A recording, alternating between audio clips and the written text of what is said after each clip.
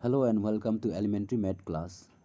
कल का वीडियो में मैंने आरजू में होने वाला बीएड एग्ज़ाम के लिए कॉमन एंट्रेंस टेस्ट में पूछे गए एलिमेंट्री मैथमेटिक्स का कुछ क्वेश्चन सॉल्व करके दिखाया था।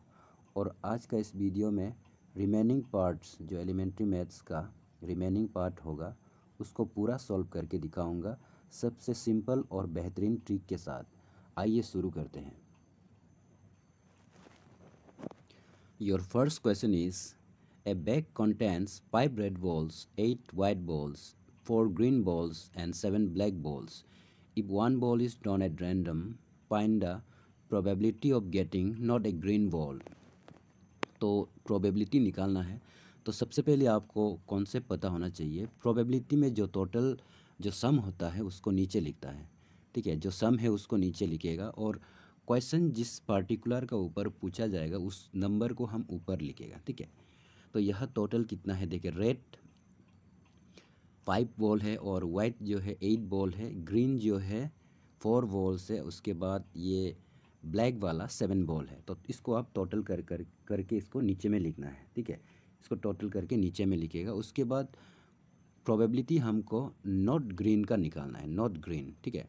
नॉट ग्रीन का मतलब कि ग्रीन को छोड़ के बाकी जितना भी है उसको सम करके ऊपर में लिखना है, सिर्फ ग्रीन को छोड़ देना है, ठीक है।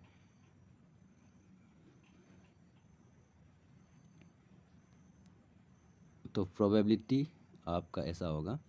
तो टोटल को आप काउंट कीजिए, 5 + 8 + 4 + 7, तो ये आपका हो जाएगा 24।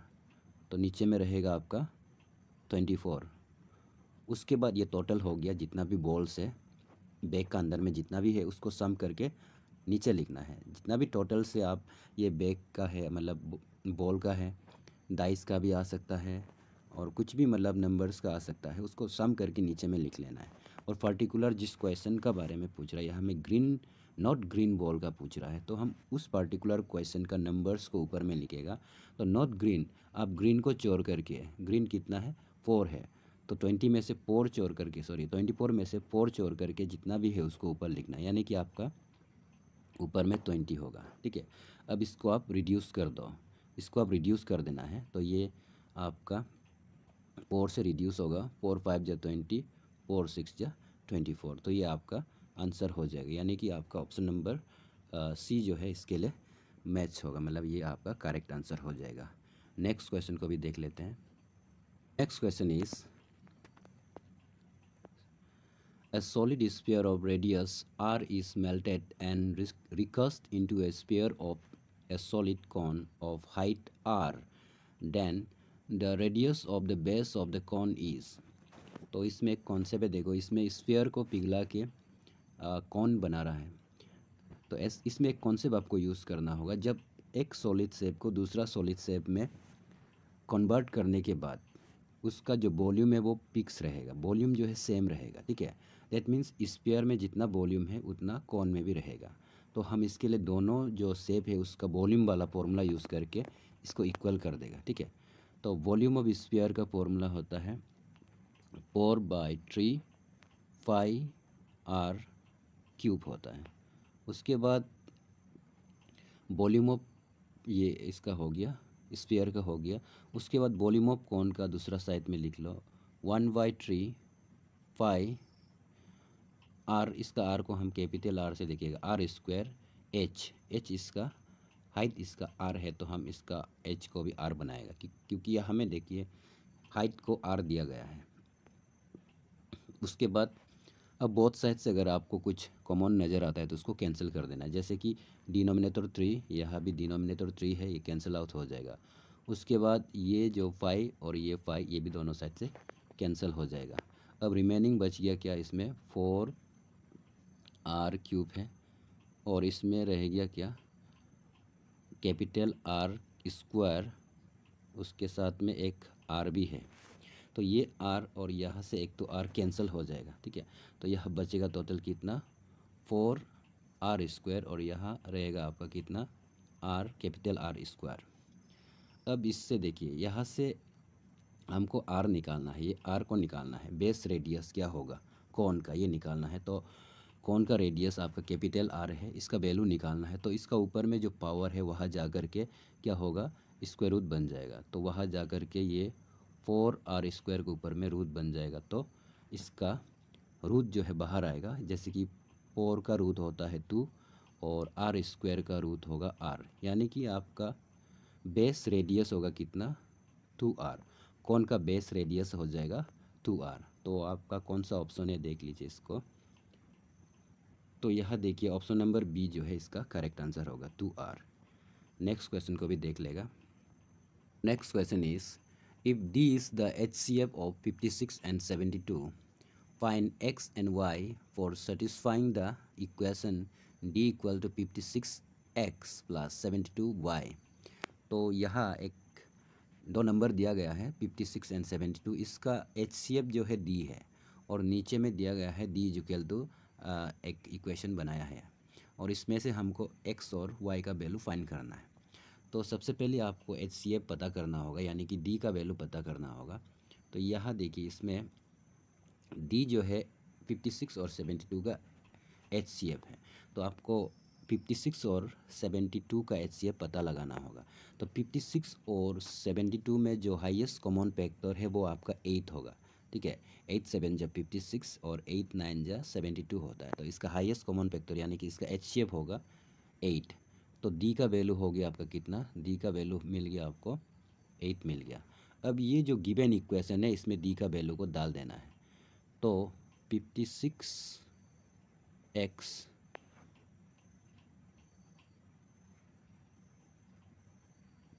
प्लस 72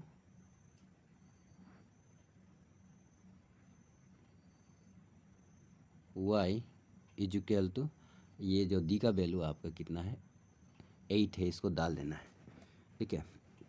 अब यहाँ से कैंसिल होगा, देखिए 8 से पूरा इक्वेशन को आप कैंसिल कर दो, मतलब कि काट दो। 8 1 जा 8, 8 9 जा 72, उसके बाद 8 7 जा 56, ठीक है। तो ये आपका ऐसा हो गया 7x plus 9y is equal to 1, ऐसा हो गया। अब यहाँ देखो इसमें हम ऑप्शन से सॉल्व करेगा, ठीक है। इसमें x और y का वैल्यू को ऐसा सब्स्टिट्यूट कर देना है जिस दोनों को प्लस या माइनस करने पर आपको 1 मिलना चाहिए, ठीक है। तो प्लस करने से तो 1 आएगा नहीं है, तो माइनस करना होगा। तो ये फर्स्ट वाला जो ऑप्शन है ये तो रिजेक्ट होगा, ये लास्ट वाला भी रिजेक्ट होगा, क्योंकि ये हमें दोनों में प्लस है। दोनों में प्लस होने से तो कभी ये 1 होगा नहीं है, ठीक है। 7 और इसमें x इंटू होगा 9 और इसमें y इंटू होगा, उसको प्लस करने से तो बहुत बड़ा नंबर हो जाएगा। सो ये फर्स्ट और लास्ट का जो नंबर है इसको हम डायरेक्टली रिजेक्ट कर सकता है। अब सेकेंड और थर्ड बी और सी में से आपका आंसर होगा। तो यहाँ देखिए अगर आप x को 4 लेता है, ऑप्शन बी को लेकर के आप टेस्ट करना है। अगर x को 4 लेता है और y को -3 लेता है, तो ये देखो 4 7 4 जा 28 हो जाता है। उसके बाद y को अगर आप 3 लेता है तो y जो है 9 का साथ मल्टीप्लाई होगा, सो 9 3 जा 27 है। और ये y का जो वैल्यू है माइनस है, तो ये -27 होगा। सो 28 से 27 माइनस करने पर आपको क्या मिल रहा है, 1 मिल रहा है। दैट मीन्स ये x का वैल्यू 4 और y का वैल्यू -3, यही आपका करेक्ट ऑप्शन होगा। तो इसका आंसर हो जाएगा ऑप्शन बी, ठीक है। नेक्स्ट क्वेश्चन को भी देख लेगा। नेक्स्ट क्वेश्चन, अगला क्वेश्चन आपका रैशनलाइज करना है। रैशनलाइज डिनोमिनेटर को करता है, जहाँ में इरेशनल नंबर है उसको हम लोग रैशनलाइज करेगा। तो देखिए जब ऐसा क्वेश्चन आपको मिलेगा तो क्या करना होगा, आप डिनोमिनेटर में आप एक फॉर्मूला हमेशा यूज़ करना है। फॉर्मूला होगा a² माइनस b², ये वाला फॉर्मूला यूज़ करना है। यह 2 टर्म है, एक को a मानेगा एक को b मान करके a² माइनस b² वाला फॉर्मूला से इसको सॉल्व करना है। और न्यूमरेटर में जो है, डिनोमिनेटर में जितना भी नंबर है उसको न्यूमरेटर में ले जाना है, साइन को चेंज कर देना है। उसके बाद न्यूमरेटर में जो नंबर है उसके साथ मल्टीप्लाई कर देना है, ठीक है। यानी कि ये ऐसा होगा, न्यूमरेटर में आपका 4 है, 4 से मल्टीप्लाई करेगा डिनोमिनेटर को, तो डिनोमिनेटर आपका क्या है 4 प्लस √3 है। तो प्लस साइन को आप बदल देना है माइनस बना के, ठीक है। तो ये न्यूमरेटर ऐसा हो जाएगा।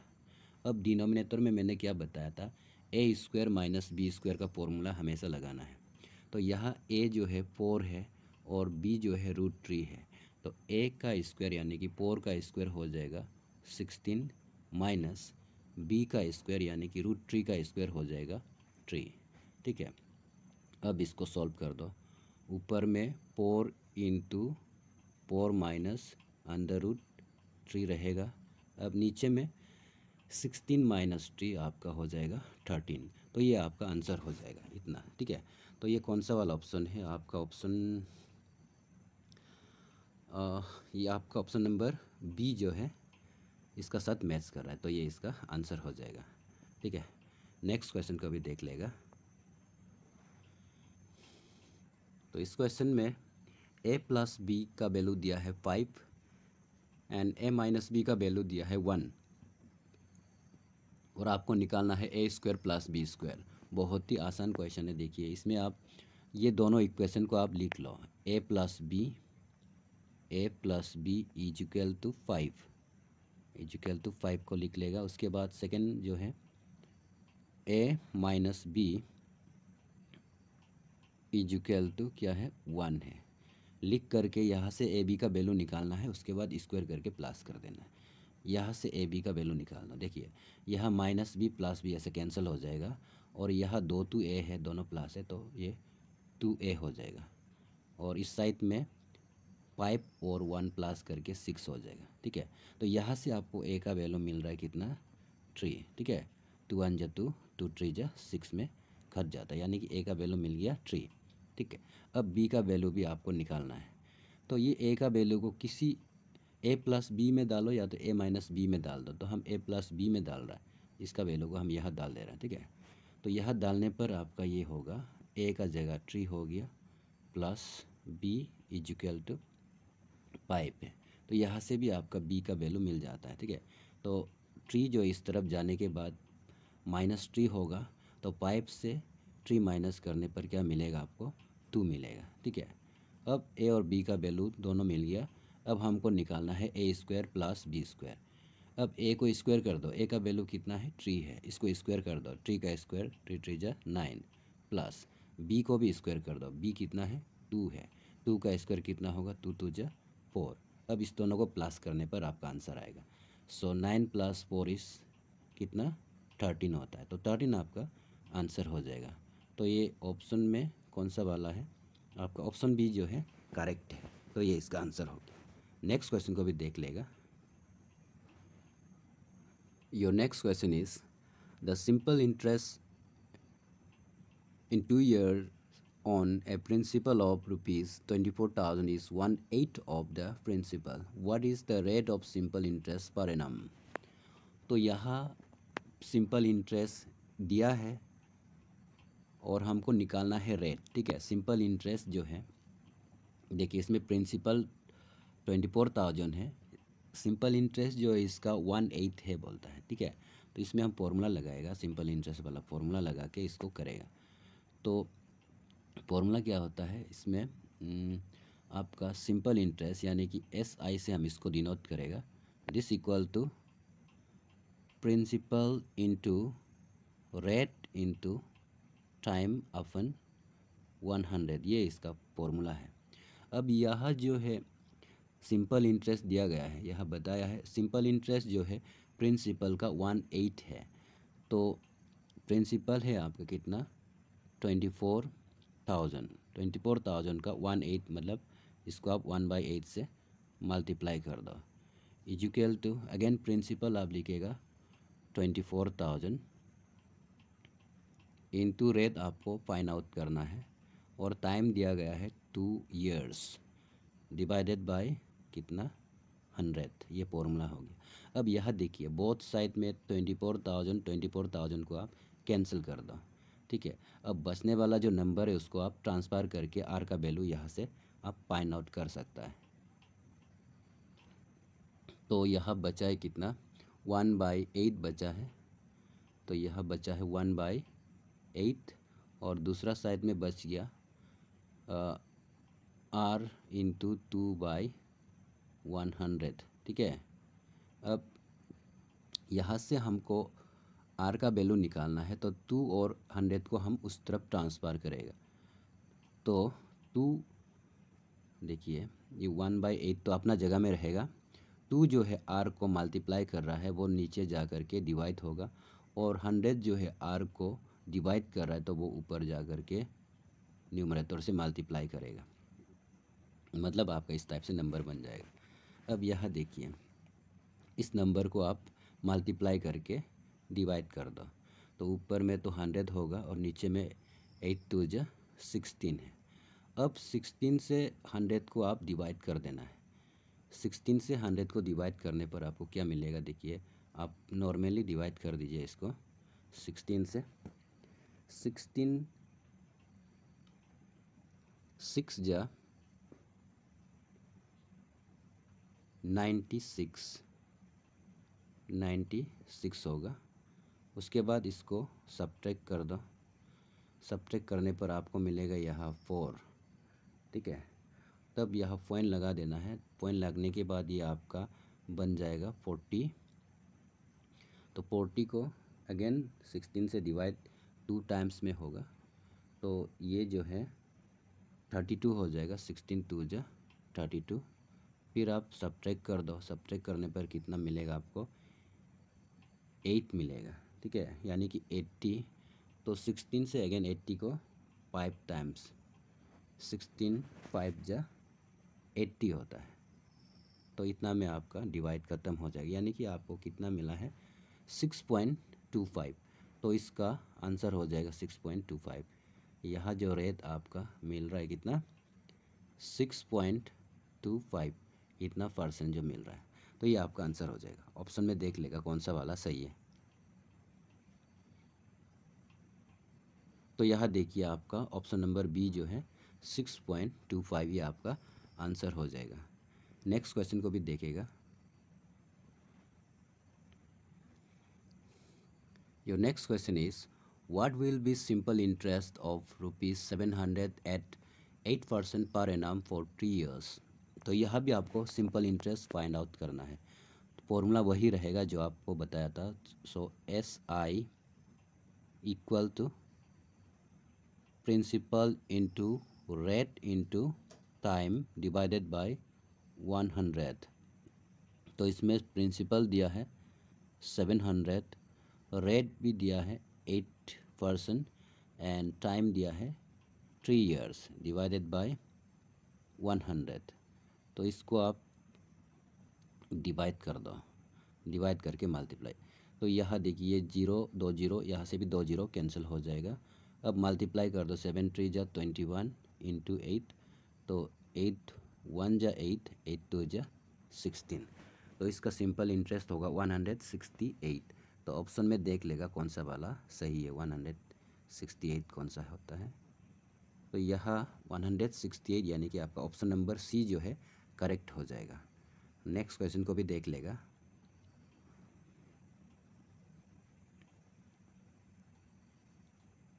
तो next question is in an AP का फुल फॉर्म होता है arithmetic progression.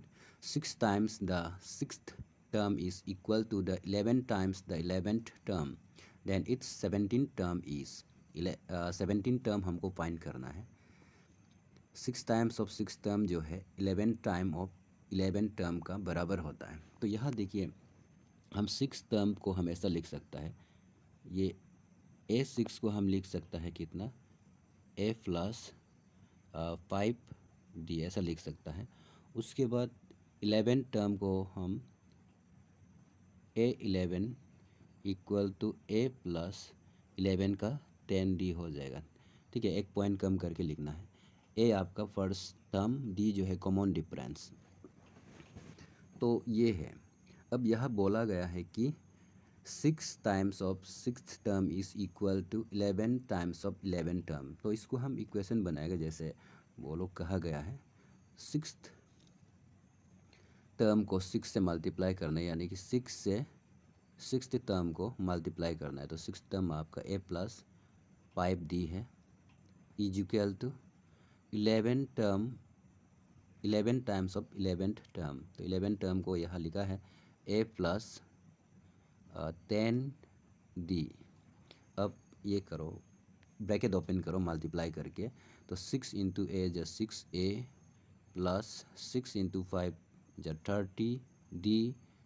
Again on this side 11 into A is 11a plus 11 into 10 is 110 D.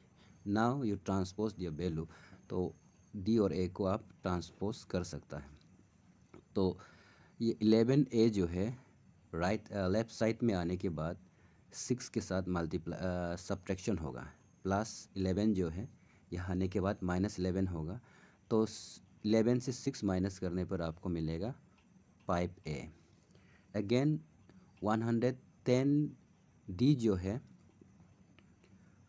Left side आने पर ये -110 डी हो जाएगा, तो 110 से आप 30 माइनस कर देने पर आपको मिलेगा कितना, 80 माइनस 80 डी इक्वल टू 0। ठीक है। उसके बाद यह देखिए, इसमें पाइप से कैंसिल आउट हो रहा है, तो आप इसको पाइप से कैंसिल कर दो, और माइनस भी कैंसिल हो रहा है तो माइनस को भी कैंसिल करेगा, यानी कि माइनस को कॉमन निकाल के 0 का नीचे भेज देगा, तो ये पूरा पॉजिटिव हो जाएगा। तो पाइप से कैंसिल कर रहा है, तो 5 1 जब 5 यानी कि ए हो गया, और ये मैंने बताया ये प्लस हो जाएगा क्योंकि माइनस कॉमन लेकर के हम ट्रांसपोज कर दिया।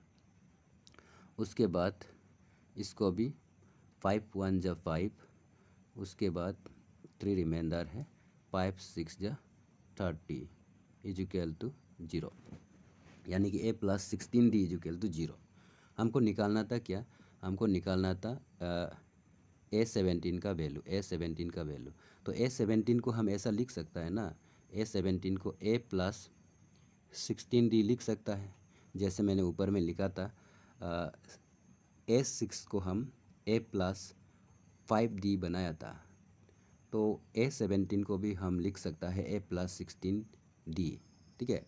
और यह देखिए a प्लस 16d का वैल्यू ऑलरेडी हमको मिल चुका है, इसका वैल्यू कितना है, 0 है। डेट मीन्स व्हाट, a17 का वैल्यू हो गया 0, तो इसका आंसर 0 हो जाएगा। ऑप्शन में देख लेगा कौन सा वाला मैच कर रहा है। यह देखिए ऑप्शन सी जो है इसका करेक्ट आंसर होगा। ठीक है। नेक्स्ट क्वेश्चन को भी देख लेगा।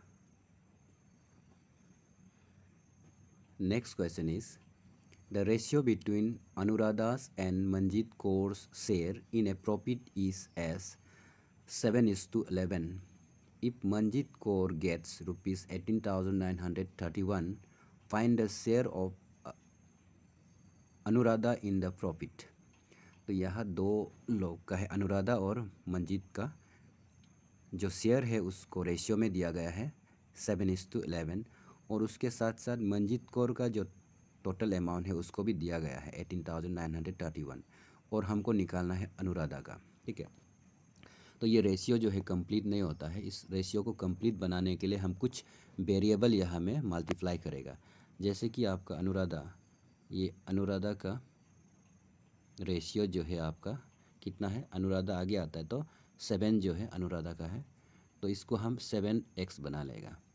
उसके बाद दूसरा जो है मंजीत है, मंजीत सेकेंड में आता है, मंजीत का नाम जो है सेकेंड में आ रहा है, तो नीचे वाला रेशियो यानी कि 11 जो है मंजीत का है, तो 11 को हम 11x बना के इसको कंप्लीट कर लेगा। ठीक है।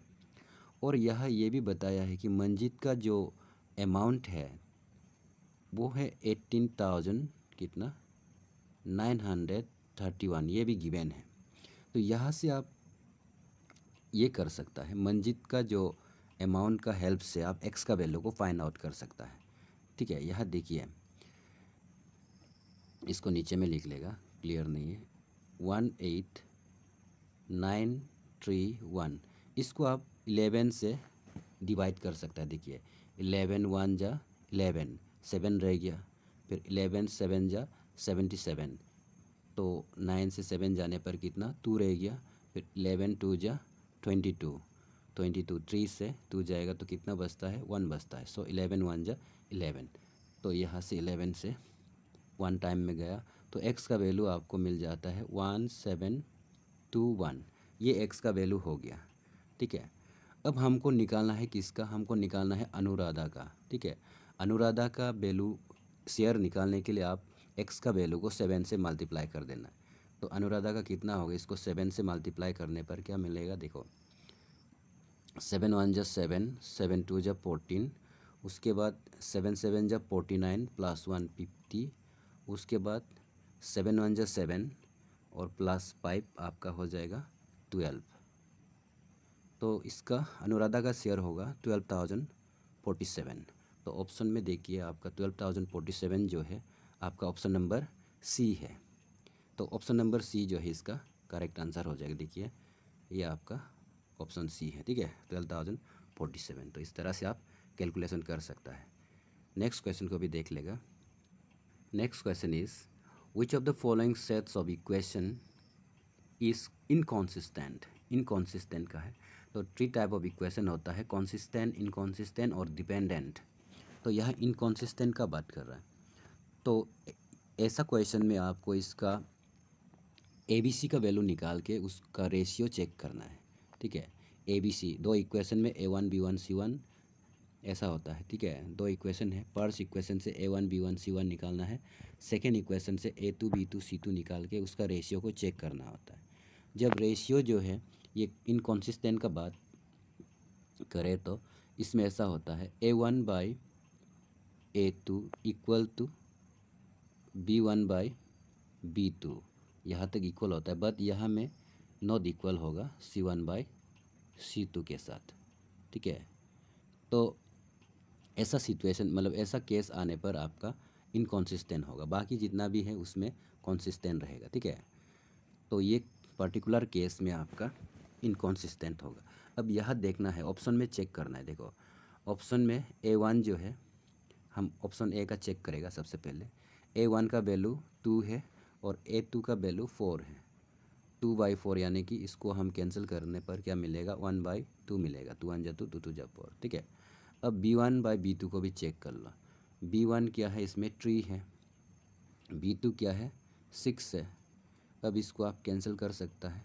अगेन यहाँ भी आपको मिल रहा है 1/2, 3 1 जा 3, 3 2 जा 6, ठीक है। उसके बाद C1 और C2 को भी चेक कर लेगा। यह C1 क्या है 5 है और C2 क्या है 1 है। C2 का वैल्यू यहाँ में 1 दिया है। अब यहाँ देखो इसको हम लोग काट भी नहीं सकते, यानी कि ये तो आपका 5 हो गया। तो A1/A2 में मिला था 1/2, B1/B2 में भी मिला था 1/2, यानी कि ये और ये वैल्यू सेम है। बट C1/C2 का वैल्यू 5 हो गया, यानी कि यहाँ इक्वल नहीं है। डेट मीन्स आपका ये फर्स्ट इक्वेशन ही इनकॉन्सिस्टेंट वाला इक्वेशन है, ठीक है। बाकी आप चेक करने ज़रूरी नहीं है, बाकी जो है कॉन्सिस्टेंट ही होगा। अगर आप चेक करना चाहते हैं भी तो कर सकते हैं, जैसे कि बी को आप चेक करके देखिए। बी को आप चेक कर सकता है ऐसा। तो देखिए बी में A1 का वैल्यू 3 है और A2 का वैल्यू 6 है। अब इसको रिड्यूस करने पर क्या मिलेगा, 3 1 जा 3, 3 2 जा 6। उसके बाद B1 जो है -2 है और B2 जो है -4 है। -2 -4, यहाँ भी माइनस माइनस कैंसिल हो जाएगा। सो 2 1 जा 2, 2 2 जा 4, ठीक है, दोनों इक्वल है। उसके बाद C का वैल्यू देखिए, C1 -7 है और C2 यहाँ देखिए C2 कितना है, -14 है, -14 है। तो यहाँ भी ऊपर नीचे माइनस कैंसिल होगा। तो 7 1 जा 7, 7 2 जा 14। तो यहाँ देखने से क्या मिल रहा है आपको, A1/A2 का वैल्यू 1/2 है, B1/B2 का वैल्यू भी 1/2 ही है और C1/C2 का वैल्यू भी 1/2 है, यानी कि सब रेशियो सेम है। सब रेशियो सेम होने से ये आपका होता है डिपेंडेंट इक्वेशन।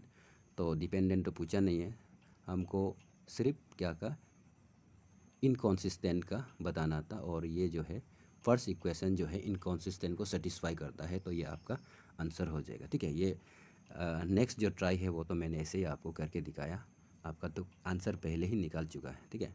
नेक्स्ट क्वेश्चन को भी देख लेगा।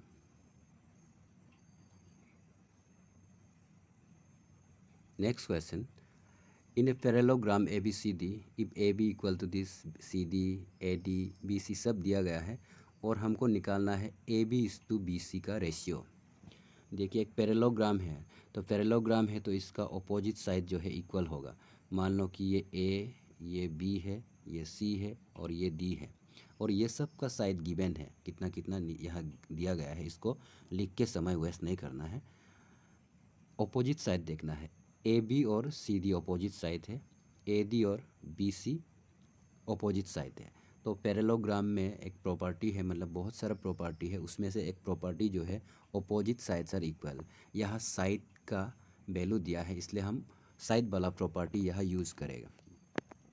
तो ए बी का वैल्यू आप लिख लो, ए बी का वैल्यू दिया है 2x + 5, ये इक्वल हो जाएगा सी डी के साथ। सी डी हो गया आपका y + 1।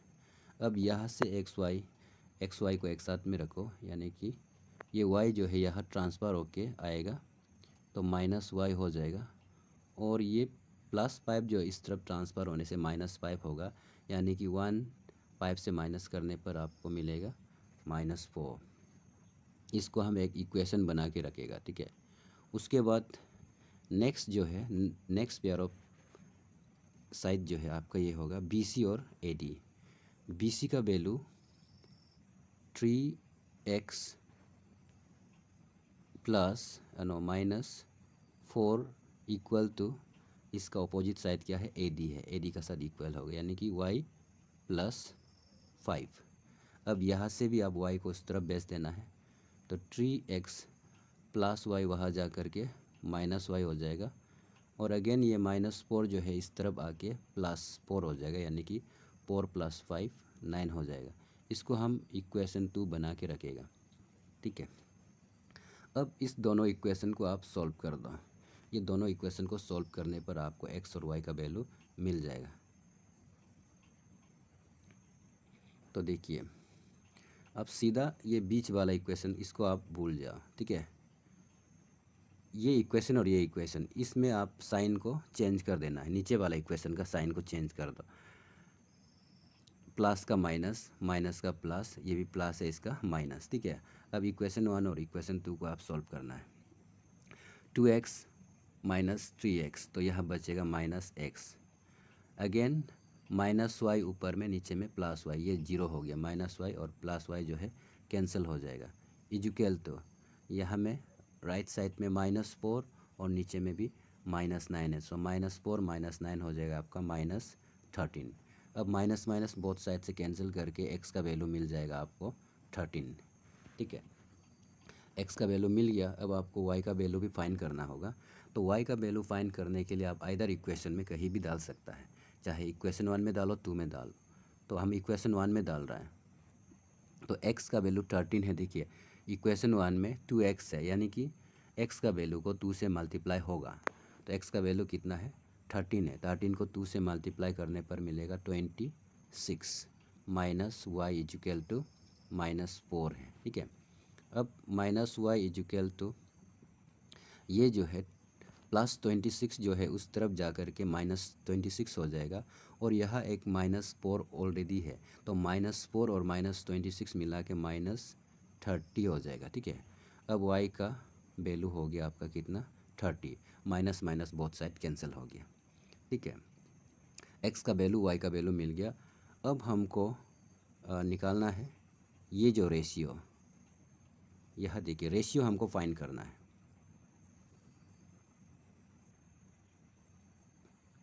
अब यह देखिए रेशियो AB/BC का निकालना है। AB का आगे निकालो, AB में क्या वैल्यू था, AB में आपका 2x + 5 है, 2x + 5, तो 2x + 5, x का वैल्यू में 2 इंटू करो, उसके बाद +5 कर दो, तो x का वैल्यू है आपका कितना, 13।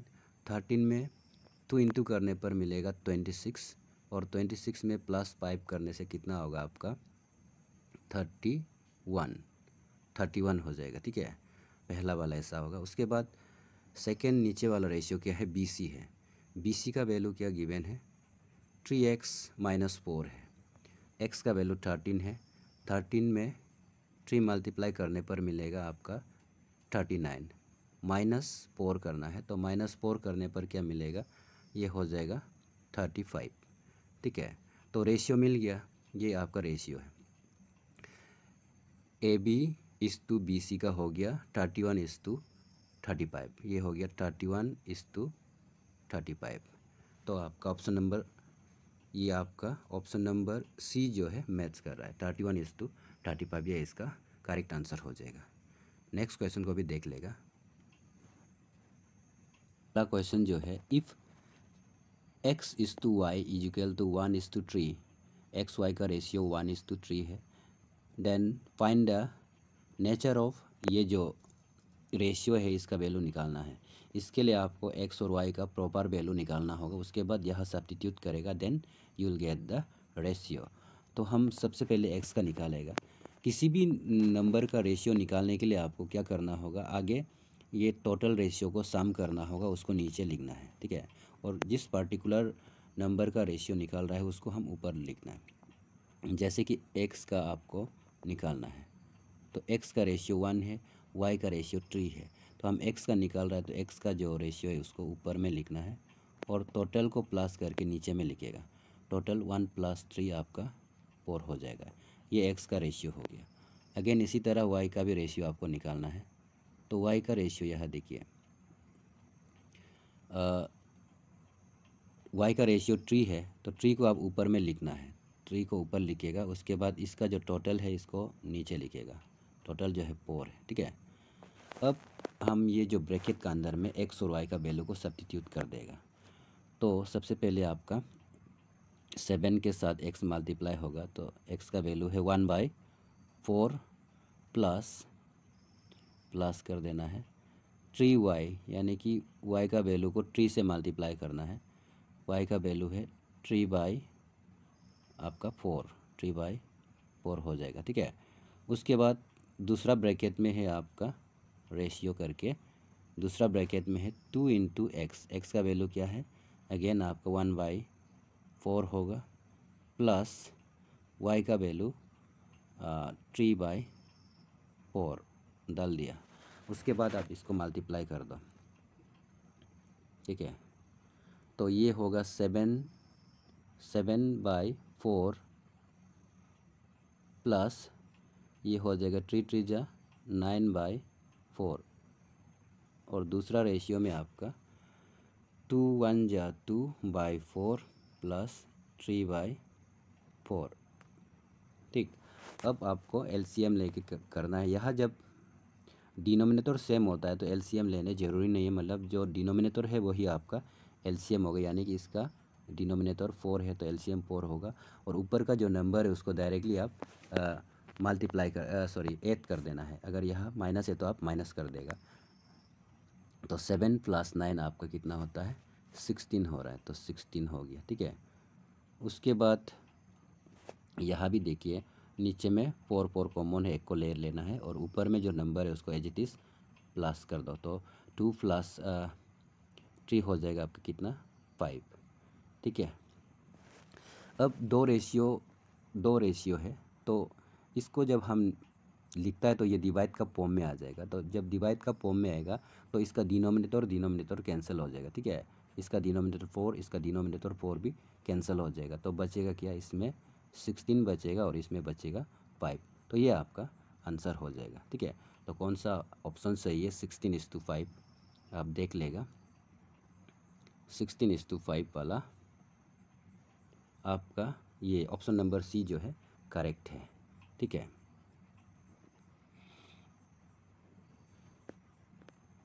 तो ये था आज का क्वेश्चन, जितना भी है मैंने कवर अप करने के लिए कोशिश किया। अगर आपको वीडियो अच्छा लगता है तो लाइक कीजिए, कमेंट कीजिए, उसके बाद सब्सक्राइब करके दोस्तों पर शेयर कर दीजिए। मिलते हैं नेक्स्ट वीडियो पर।